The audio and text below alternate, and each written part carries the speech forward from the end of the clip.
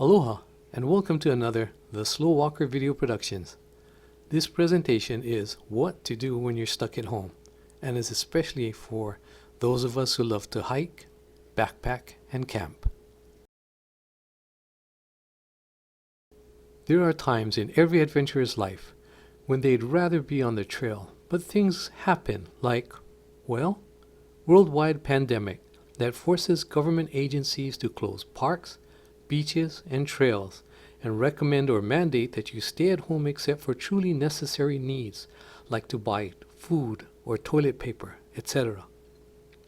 And even private entities that administer to and maintain trails and wilderness areas act in harmony with government edicts and recommendations. Sometimes it may be because you have personal necessities, like taking care of the most painful gout attack you've ever had.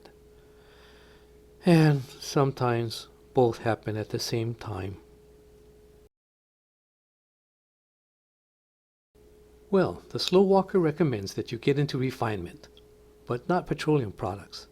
What do I mean? Refining can also mean the act of making something more efficient, such as a business process, backpacking, hiking, etc. Some of you may have already seen my checklist, where I catalog equipment and supplies for different levels of outdoor adventuring. Then I edit the list to conform to the requirements of a particular adventure I'll be having. This includes critical processes regarding safety and success. Remember the three main goals for backpacking and life. 1. Be safe. 2. Have fun. 3. Help others. While you can refine a list to satisfy these goals, you can also refine things within these lists. I was going to show a process of refining how to set up a tarp shelter system in the rain to accommodate quick shelter building, how and why to sequence tasks with minimal exposure to the elements, but I thought I should wait till I can walk without crutches to make the video more practical. First of all, let's talk about getting a cozy. Not getting cozy, but getting a cozy that fits one's needs. First of all, what is a cozy?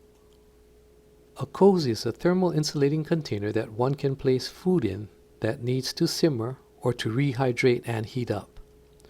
One inserts the food with hot water into the cozy to allow the cooking and or reheating process. When a cozy is implemented, the benefits include preserving the amount of fuel used for this cooking process. Also, the adventurer can use the heating time to do other processes, like set up their sleep system, or if they haven't already, set up a latrine. This could be accomplished as well. For me, there are other benefits. For example, I hate washing dishes on the trail, so I heat up some water, put it in a Ziploc bag with my ingredients, stir, and place it into the cozy. I usually come back a few minutes later to give it another stir and place it back into the cozy. Typically, in 10 minutes or less, the next task is to try not to burn myself because I'm too impatient to let the meal cool to a reasonable temperature to eat safely. To make cocoa, heat water, pour into a Ziploc bag already packed in ingredients, and stir. And again, try not to burn myself. To wash up afterward, make sure you've eaten and drank everything. Squeeze all the air out of the bags before sealing them, and then put them into your trash bag to pack out. Next, lick the spoon clean, then take your spoon out of the camping area to pour some hot water over the spoon to sterilize it. This is to make sure that if there's any residue left on the spoon, the scent of it will not attract more animals into the campsite. Ants, mosquitoes, and other insects may already be at camp or find you later to try and dine on you.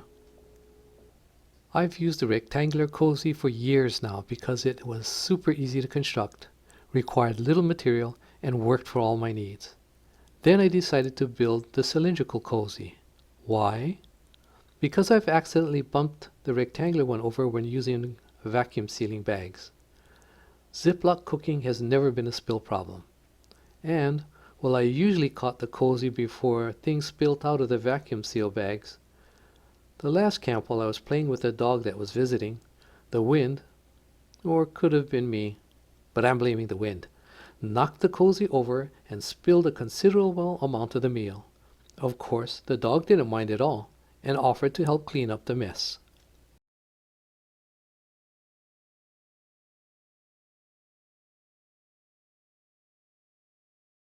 So I thought a cylindrical shaped cozy would be more stable, less voluminous than carrying a separate cozy from my titanium cup that I used to heat water in, by making one close to the size of the cup, so I can pack it inside while hiking or backpacking and use the cozy for the meal while making cocoa and enjoy both. Do my dishes real quick and tuck into my sleeping bag or head along the trail. I'll test its stability, size, and efficiency before taking it on the trail.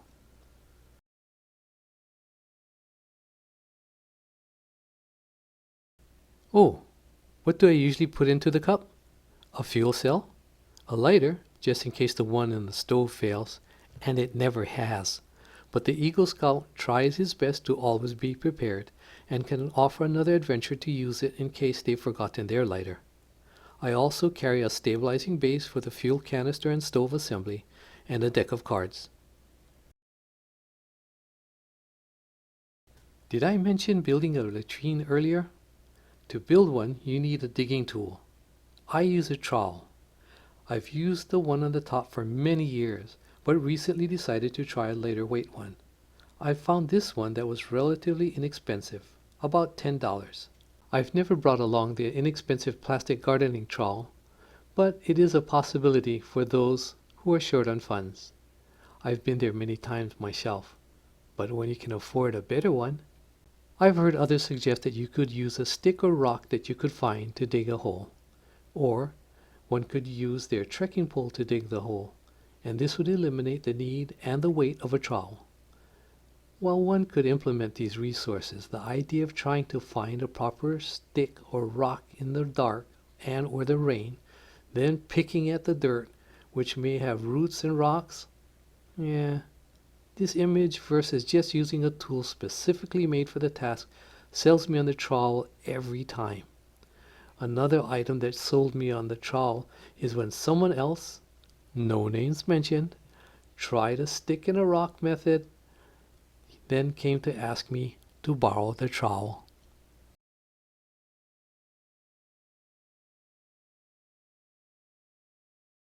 Don't forget the leave no trace principle that says cat holes or latrines need to be 6 to 8 inches deep and 200 feet from campsites and bodies of water, which include rivers, lakes, and swimming pools. There are some times when this is impossible. For example, one of my favorite campsites is between two rivers and steep valley walls. Also, there are times when you need to do a number 2 while hiking, and it's against the law to bury your waist in that area. For these times, you have 2 options. First, hold it till you can reach an acceptable latrine or latrine area. Not always possible depending on what and how much you ate, and you don't want to soil your garments. 2, carry it out. I found 2 options for carrying it out that I'd use. One is to use a wag bag, and the other is to use a biffy bag. The wag bag requires less procedures to use, probably needs less material, and is likely lighter and less bulky. But due to the challenges I have with balancing, I won't go through the list, it's too long and sad. I decided to go with the biffy bag. Both claim to have sufficient toilet paper, but videos I've seen about both recommend to bring on an additional supply. Another advantage to using one of these bags is you might, depending on your shelter, be able to do a number 2 without leaving the shelter. Ooh, gross, you might think. But if it's pouring down rain and windy, the idea of hiking 200 feet, especially at night through trees or along a narrow path to find your latrine, may be even grosser. more dangerous, and get your teepee wet before you use it. I love camping and listening to the rain on my shelter and the wind in the trees. But using a latrine while taking a shower at the same time with no walls or roof just doesn't have the same charm.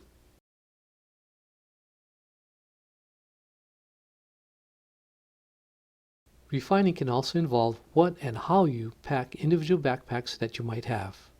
It can also involve procedures. For example, remember to always leave your adventure plan with someone at home and instruct them that if you don't return on time, you might need help. With a detailed enough plan, help can find you. Stick to the plan as long as things like safety issues don't require you to make any changes. And always inform your contact of adjustments before initiating changes. Always check the weather before leaving on your adventure. And if conditions threaten to make your adventure unsafe, for example, flash flood conditions, extreme wind, lightning forecasts, zombies in the area, etc., reschedule your adventure or find a safer one, and don't forget to let your contact know the plan.